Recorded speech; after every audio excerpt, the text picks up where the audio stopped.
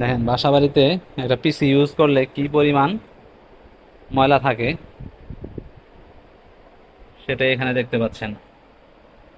ফ্যানের মধ্যে কি পরিমাণ ময়লা জমছে আর পিসির মধ্যে কি পরিমাণ ময়লা জমছে। এটা তো পাওয়ারই অন হয় না, পাওয়ার তো পাই না। সম্ভবত পাওয়ার সাপ্লাই নষ্ট হইতে পারে, যেহেতু পাওয়ার পায় নাই। তো আমরা প্রাথমিক অবস্থায় পাওয়ার সাপ্লাই একটা লাগাই দেখি লাইট টাইট আসে কিনা। পাওয়ার সাপ্লাই লাগানোর পরে দেখেন পাওয়ার আসছে। ও মাই গড, ডিসপ্লেও চলে আসছে। এই অবস্থায় একেবারে ডিসপ্লেও চলে আসছে, পাওয়ার আসছে তো মাশাল্লাহ, ডিসপ্লেও চলে আসছে। এত ধুলাবালি এত ময়লার মধ্যেও সাধারণত এরকম হয় না। ওকে, আবার ডিসপ্লে গেল, আবার আসবে মনে হয়। হ্যাঁ, চলে আসছে ডিসপ্লে।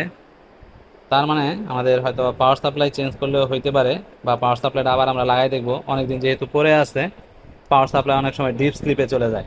এগুলো আমরা অনেক কম্পিউটারে দেখছি যে এরকম এটা ডিপ স্লিপে চলে যায়। দেন এটা যখন আবার খুলে লাগানো হয় অন্য একটা পাওয়ার সাপ্লাই, তখন সেই পুরনো সাপ্লাইটা পাওয়ার সাপ্লাইটা আবার কাজ করে। তো আমরা দেখি যে পুরনো পাওয়ার সাপ্লাইটা কাজ করে কিনা।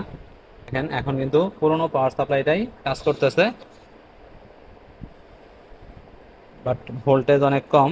দেখি ডিসপ্লে আসে কিনা। হ্যাঁ, ডিসপ্লেও চলে আসছে। ওকে,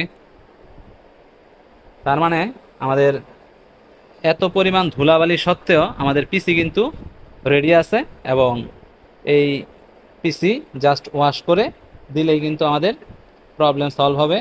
এবং এখানে দেখা লাগবে যে হার্ড ডিস্কটা ভালো আছে কিনা, যেহেতু উইন্ডোজটা ওপেন হচ্ছে না। জাস্ট উইন্ডোজ করা লাগতে পারে, অথবা হার্ড ডিস্কটা নান দেখাচ্ছে, লাস্ট নান ডিফল্ট। কিবোর্ড টিবোর্ড তো কানেক্ট করি নাই, কিবোর্ড কানেক্ট করে দেখি, মাউস কানেক্ট করে দেখি। দেখি, না, উইন্ডোজ ওপেন হয় না। এবং হার্ড ডিস্কও কিন্তু আমাদের বায়োসে দেখায় না। যখন বুট হয়, বুটে কিন্তু বায়োসও এই হার্ড ডিস্কও শো করে না। আবার দেখি, এখানে channel, memory, signal, detecting ID, drives. Okay, হ্যাঁ, হার্ড ডিস্ক শো করছে, বাট উইন্ডোজ ওপেন হয় কিনা সেটাই এখন দেখার বিষয়। ওকে, উইন্ডোজ ওপেন হয়ে যাচ্ছে, মাই গড। সেই সেই এই অবস্থায় যে উইন্ডোজ ওপেন হইতে গিয়া হ্যাং মারছে, তার মানে উইন্ডোজ ওপেন হবে হয়তোবা, নতুন করে উইন্ডোজ করলেই হয়তো ওপেন হবে। তার মানে পুরো মেশিন রেডি আছে, জাস্ট ক্লিন করলেই আমাদের মেশিন টোটালটাই রেডি হবে আশা করা যায়। ধন্যবাদ।